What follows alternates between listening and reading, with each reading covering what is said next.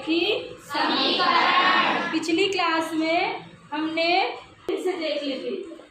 एक चर यानी जिनका मान बदलते रहता है।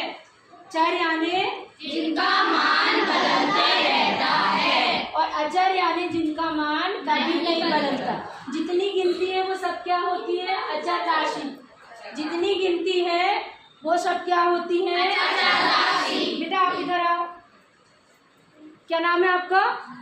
यहाँ आ जाओ। अचर राशियाँ। क्योंकि देखो यदि हमने बोले, अभी हमने इसको बुलाए, क्या नाम बेटा? अनिल को बुलाए, तो अनिल अकेले को बुलाए एक, तो ये क्या हुआ? एक। यदि हम बोलते कि कुछ बच्चे इधर आओ, तो 2 4 6 कितने भी आ जाते।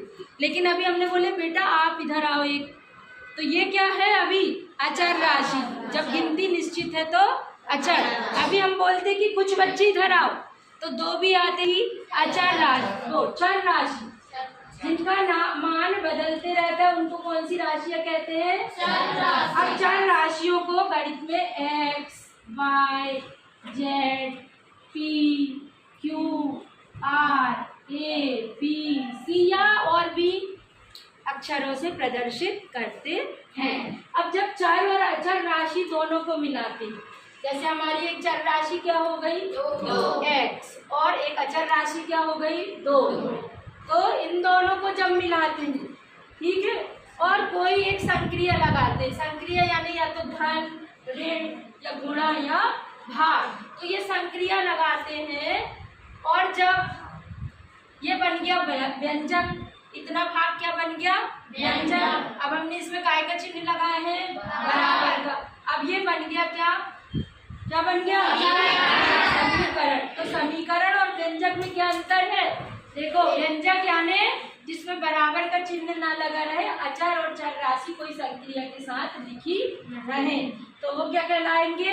व्यंजक। बीजीय व्यंजक। इनको बीजीय इसलिए बोलते हैं, ठीक है, क्योंकि इसमें चर और अचर राशि दोनों रहते हैं। जब उसमें हम बराबर का चिन्ह लगा देते तो ये क्या बन जाता है? समीकरण। सबको समझ में आया?